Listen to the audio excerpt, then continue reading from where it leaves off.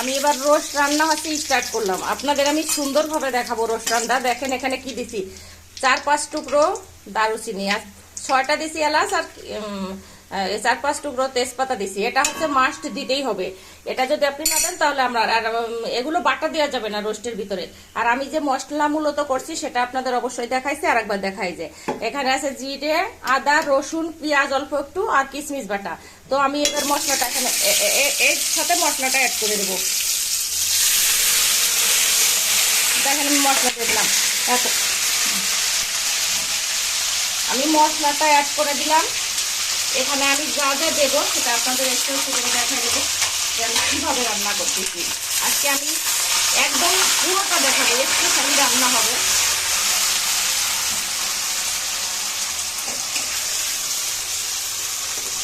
আমি যে যে মশলা দিচ্ছি, আমি এখানে কিন্তু আমি আপনার এই যে রোস্টের মশলা আছে না স্কোয়ারের, ওটাও দেবো। এই যে টক দই দিয়ে দিলাম, টক দই একটু মিষ্টি মিষ্টি আছে তো তাই বেশি দিয়ে দিলাম। আর যেহেতু আমার 2টা মুরগি, তো এটা দিতেই হবে, এইটুকু টক দই দিতে হবে। আর আমি এই কয়টা কাঁচা লঙ্কা দিয়ে দিলাম। লঙ্কাটা হচ্ছে তেলের পর দেওয়া যাবে না, এখানে দিলাম। আর এখানে আমি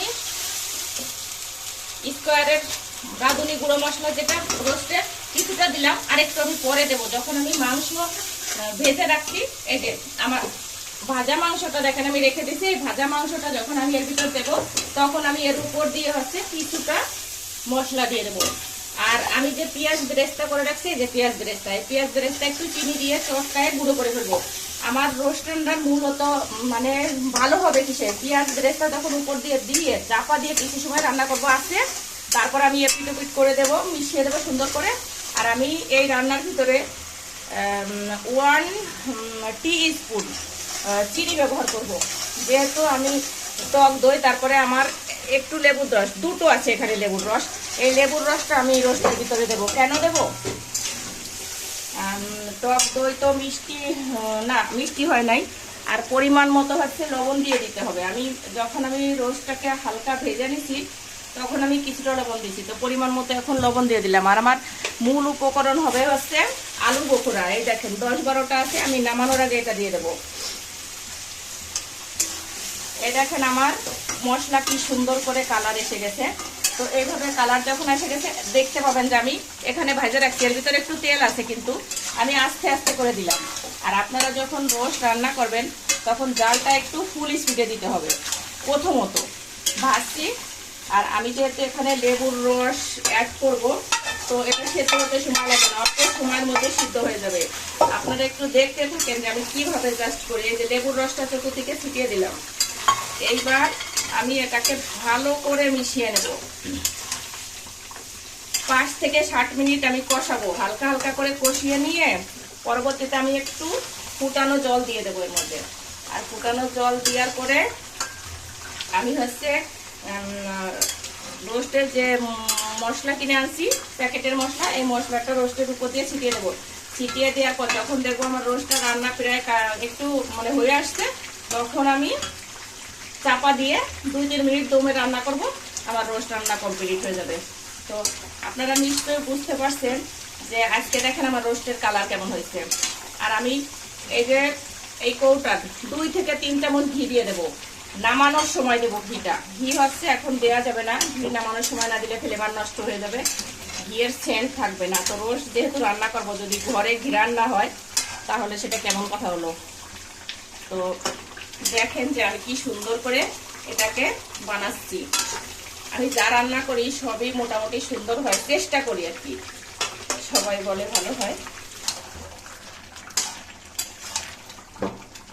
এখানে আছে 2টো মুরগি, 2টো মুরগিরে 8 পিস করছিলাম, মানে বাজার থেকে 8 পিস করে আনছি। আমি সেটাকে 16 পিস বানাইছি, মানে 1টা থেকে 2টো করছি। কেন, এই মুরগির রোস্ট হচ্ছে এত বড় একটা ঠ্যাং থাকলে ভাতের উপর দিলে থালার পর এপাশ থেকে বাহির হয়ে যায়, আর খাওয়ার সময় ভাঙতে গেলে ছিটে পিটে যায়।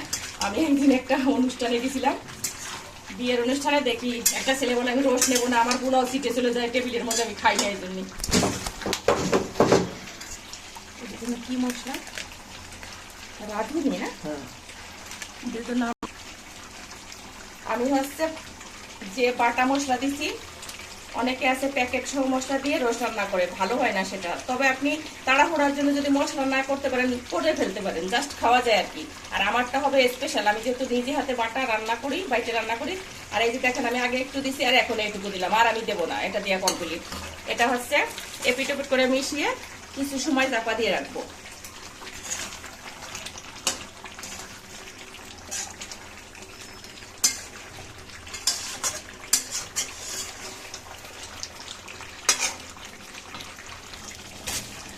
আমার রোস্ট রান্না প্রায় কমপ্লিট বলতে পারেন। তো আমার আর একটু প্রসেসিং বাদ আছে। প্রসেসিংটা হচ্ছে দেখেন আমি এখানে আলু বোখরা দিয়ে দিচ্ছি, আলু বোখরা না, পেঁয়াজ বেরেস্তা দিয়ে দিচ্ছি। পেঁয়াজ বেরেস্তা একটু বেশি দিলাম, কারণ আমি তো পেঁয়াজ অ্যাড করি নাই, অল্প একটু, মানে একটা পেঁয়াজ বাটা দিছি একটু, যাতে তরকারি ঝোলটা একটু গাঢ় হয়, মাখা মাখা হয়। আর আমি এখানে পেঁয়াজ বেরেস্তা দিয়ে দিলাম। আর এবার দেখেন আমার আলু বোখরা কেমন করে দেবো, এই যে একটা এখানে একটা এখানে একটা, আমি বেশি নাড়বো না, এটাকে আমি হচ্ছে রেখে দেব। আমি কেমন করে রাখবো জানেন, দমে রাখবো। আমি অবশ্য বিভিন্ন কোয়ালিফিকেশনের হাঁড়ি কুড়ি নিয়ে রান্না করতে বসি না, আমার অনেক হাঁড়ি আছে, নাই তা না। দেখেন আমি হয়ে গেছে তো, এটা দিয়ে দিলাম। এখন আমি এই দেখেন আমার কাজ হচ্ছে এক্সট্রা অর্ডিনারি। আমার যেহেতু রান্না প্রায় শেষের পথে, আমি কিছু সময় 1 মিনিট চাপা দিয়ে রাখবো। এটাকে চাপা দিয়ে রাখার পরে এপিট ওপিট করে উল্টে সুন্দর করে আমার রোস্ট রান্না কমপ্লিট। তখন আমি 2 চামচ ঘি দিয়ে দেবো। তো ঘি দিয়ে আসলে আপনাদের দেখানোর কিছু নাই, আর তাও চেষ্টা করবো আমি দেখানোর। দেখা যাক, এই দেখেন আমি ঢাকা দিয়ে দিচ্ছি। এই দেখেন আমার রোস্ট রান্না কমপ্লিট হয়ে গেছে। আমি এখানে 1 চামচ ঘি দিয়ে দেবো। 2 চামচ দেওয়া ঠিক হবে না, একটু তেল বেশি বেশি হয়ে গেছে, রোস্টে এত তেল হলে ভালো হবে না। তো দিলাম, কিছুটা ঘি দিয়ে দিলাম, যাক যা পরিমাণ মতো দিচ্ছি। আসলে একা শুট করলে ঠিকভাবে কিছু দেওয়াও যায় না। এবার আপনাদের আমি দেখাই যে এটাকে আমি কেমন রান্না হলো আমার। আমি এখনো এটাকে আরো 2 মিনিট আছে রান্না করব। দেখেন পুরো সেদ্ধ হয়ে গেছে। আর আসলে কি ঘরের মধ্যে তো লাইট পড়ে উল্টো দিক থেকে, সূর্যের আলো, কালারটা ওরকম দেখা যাচ্ছে না, সুন্দরভাবে দেখাতে পারি না। খোলা জায়গায় যদি হয় তখন দেখানো যায় সুন্দরভাবে যে রান্নাটা আমার কেমন হয়েছে। আর আমি কিছুটা খেয়ে দেখছি, অনেক টেস্টি হয়েছে, অনেক অসাধারণ টেস্ট হয়েছে। আর আমার আলু বোখরাগুলো মানে আস্তে আস্তে রয়ে গেল, কিন্তু নরম হয়ে যাবে। আর এটার জন্য টক মিষ্টি ঝাল ঝাল স্বাদ হবে। আমি এখানে 20-25টা যেহেতু মরিচ দিচ্ছি, তো আমি আরেকবার খাইয়ে দেখি কেমন হয়েছে। খুব সুন্দর হয়েছে। তো আপনারা আমার মতো করে রান্না করবেন, চেষ্টা করবেন এরকম করে রান্না করতে। আমি ফুল ভিডিও আজকে দেখা দিলাম, মানে অন্যরকম করে দেখালাম। মাঝে মাঝে দেখাই, কিন্তু অত ভালো করে টোটালি A to Z দেখানো হয় না, আজকে দেখালাম। আপনারা আমার মতো করে রান্না করবেন। আর আমার যদি ভালো না হয় তাহলে বলবেন যে ভালো হয় নাই। আর আমার ইউটিউব চ্যানেলটাকে সাবস্ক্রাইব করে দেবেন। আমি রীতা নাগ ডেইলি ব্লগ আমার ইউটিউব চ্যানেলের নাম, RITA একটু স্পেস দিয়ে NAG। আর আমার পেজ হচ্ছে মিথিলা বোস, মরেশি থরশিল আকার একটু স্পেস দিয়ে বউকা দন্তেশ্ব। তো সবাই ভালো থাকবেন, সুস্থ থাকবেন, আমার পেজের পাশে থাকবেন, আমার ইউটিউব চ্যানেলটাকে সাবস্ক্রাইব করে দিয়ে যাবেন। সবাইকে অনেক অনেক ধন্যবাদ।